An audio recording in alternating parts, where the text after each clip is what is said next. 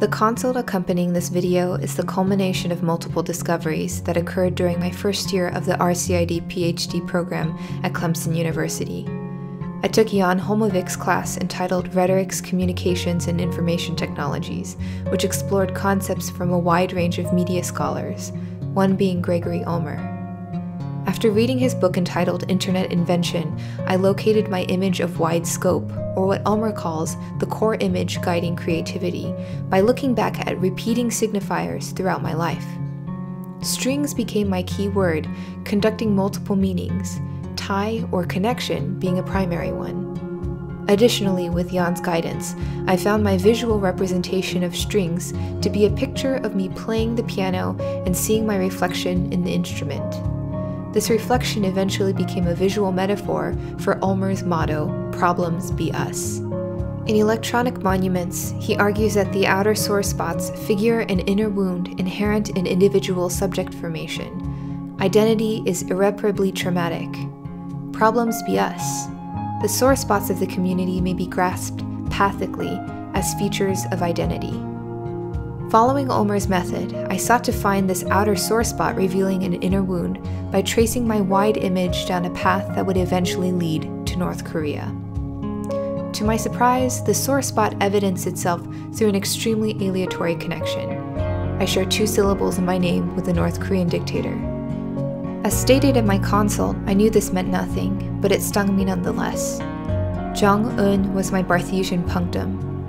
Instead of ignoring my feelings of disturbance, I allowed them to guide me, to tie me to a problem not yet known or understood. This gradually grew into what Ulmer calls a my story, which plots and connects points from 4 discourses: family, entertainment, school, and career.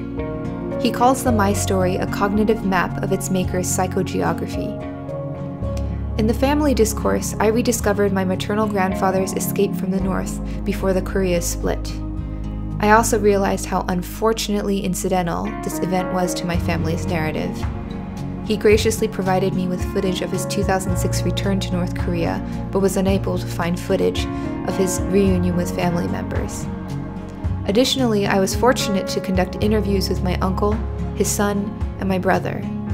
All 3 have been to North Korea as medical volunteers and have witnessed an unseen version of the country. The other 3 discourses required more in-depth investigation and online research.